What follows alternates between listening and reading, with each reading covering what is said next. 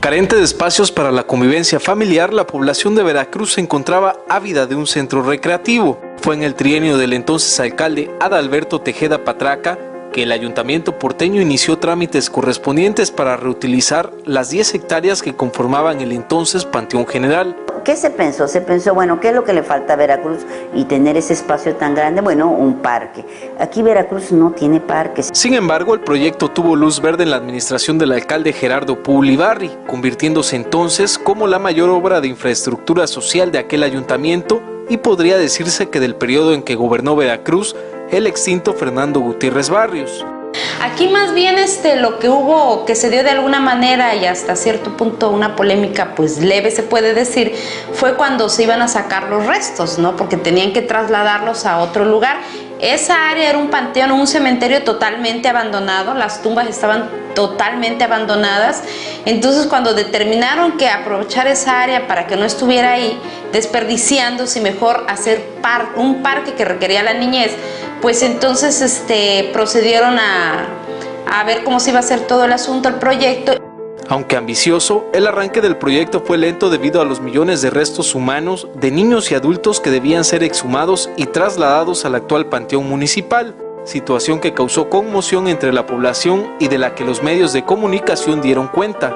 Y ya cuando anunciaron que se iban a retirar los cuerpos, entonces ahí sí como que surgió cierta inconformidad o molestia porque decían que era, pues como le llaman religiosamente, un sacrilegio, ¿no? De que cómo iban a sacar los restos humanos y los iban a botar por allá.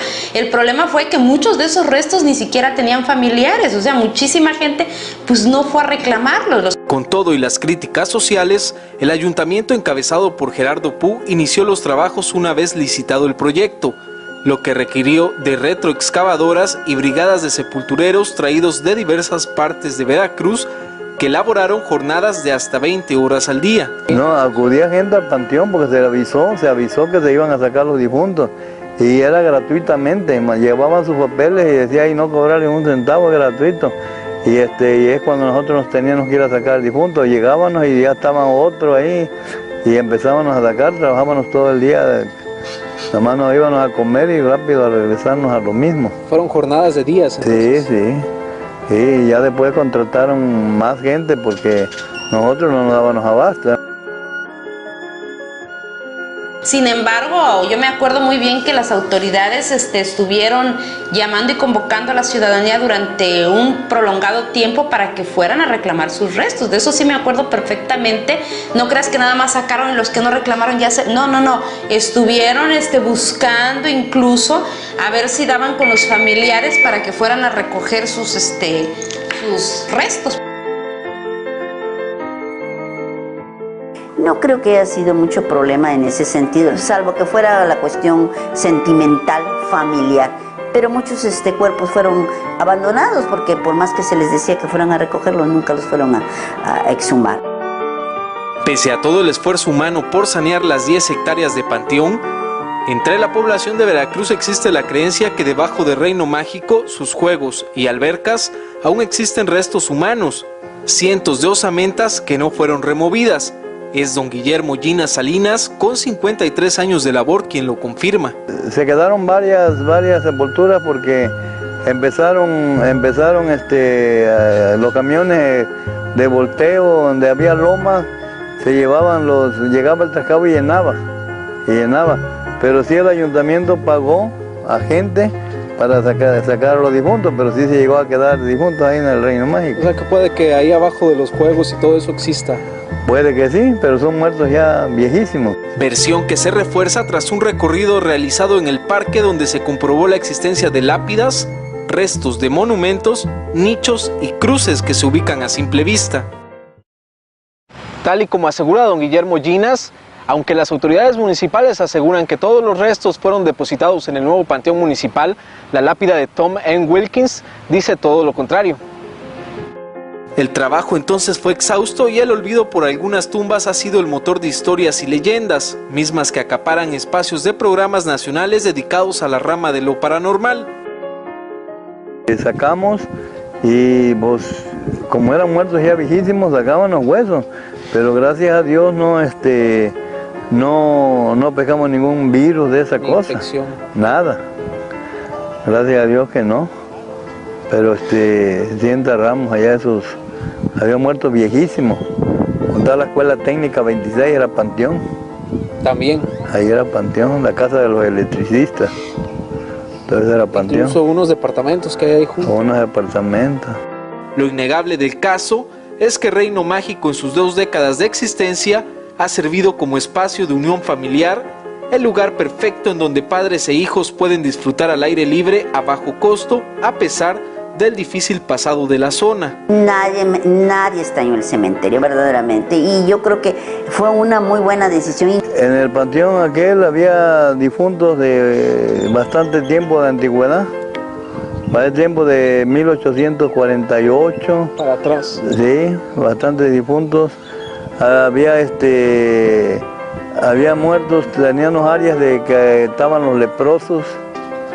Área de los leprosos, teníamos de todo en aquel panteón. No, pues muertos eran bastante, vaya, no tengo la idea exacta de... Probablemente Reino Mágico seguirá escribiendo historia en Veracruz. De acuerdo con la alcaldesa Carolina Gudiño Corro, se realizan estudios sobre este y otros terrenos para decidir el lugar idóneo donde construir la villa deportiva en vísperas de la realización de los Juegos Centroamericanos y del Caribe 2014. El terreno de Reino Mágico tiene 10 hectáreas. La propuesta que se hace en caso de que se realice alguna de las obras que van vinculadas a esta importante actividad deportiva es que pueda ser en una parte que no afecte o que no ocupe la cuestión de la parte vegetal o el vivero o espacios muy tradicionales. En realidad es un espacio bastante grande. Cámara y edición Teodoro Castro, trabajos especiales Cristian Valera, el dictamen en línea.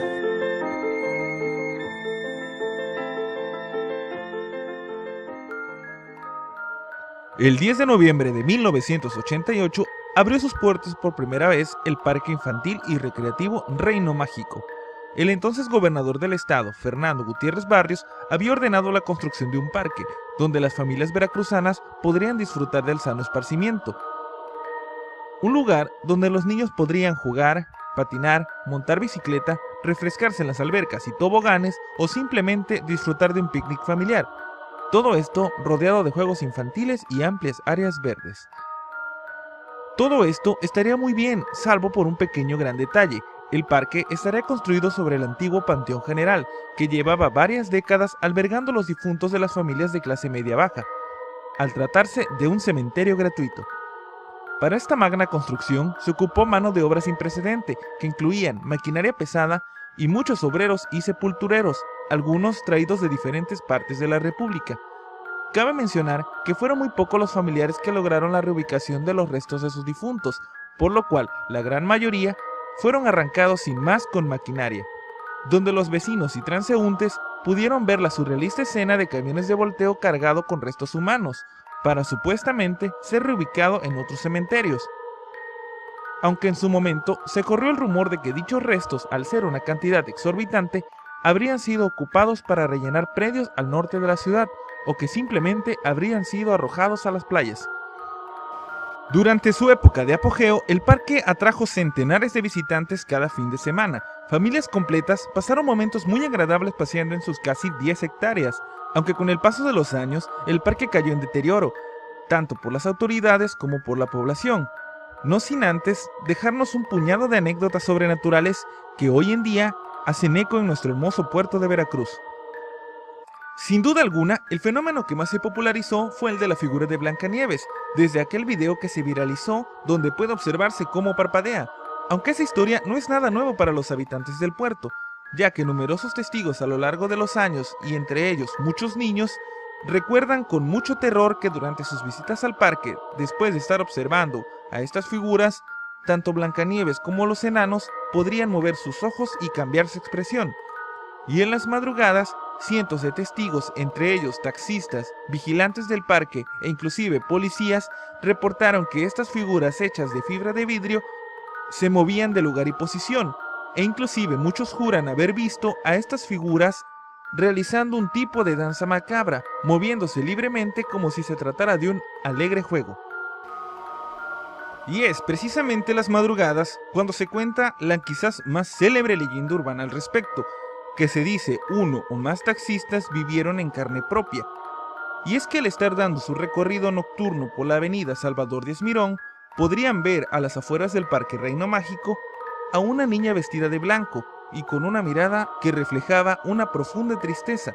Esta niña abordaba el taxi y pediría que la llevaran a cierta dirección. Una vez ahí y al bajarse, pediría que le esperaran un momento para realizar el pago por el servicio, mientras dejaba una medallita en garantía. Después de un rato de tanto esperar, el taxista cansado se decide a bajar y tocar las puertas de la casa, donde le atendería una mujer de edad avanzada. Al contarle lo que había pasado y mostrarle la medallita, se llevaría la gran sorpresa y el susto que lo marcaría de por vida, ya que aquella chica que había abordado su taxi llevaba muchos años de muerta. También, gran parte de estas anécdotas ocurrieron en el área acuática del parque, donde se cuentan que un sinnúmero de personas reportaban sucesos extraños, donde al estar dentro de las albercas podía sentirse como una mano helada que con mucha fuerza los tomaba por los pies y los alaba con fuerza hacia abajo, o al estar sumergidos podrían ver claramente rostros malignos bajo el agua, al igual que muchos niños que quedaron completamente aterrados al poder ver claramente entre la multitud y sobre todo en el puente colgante que se encontraba sobre las mencionadas albercas, a niños con un aspecto sucio y rasgos monstruosos que los miraban de forma extraña para después simplemente desaparecer. Pero lo que provocó más terror en las personas ocurría en el área de toboganes, donde cientos de personas reportaron sentir una fuerza sobrecogedora que les impedía deslizarse, muchas veces dejándolos atrapados, mientras escuchaban voces y presencias escalofriantes, en medio de una sensación de claustrofobia, haciendo la experiencia aún más aterradora. Y haciendo una mención con el mayor de los respetos, no se puede dejar de contar un suceso que conmovió a toda la ciudad, cuando, en una improvisada feria que año con año se colocaba en el estacionamiento de Reino Mágico, un juego mecánico conocido como las tazas locas arrancó la vida a una bella jovencita llamada Diana, que junto con sus compañeros de la secundaria técnica número 26 que se encuentra frente al mencionado parque, decidieron ir por su cuenta a dicha feria, sin imaginar la espantosa tragedia que se avecinaba.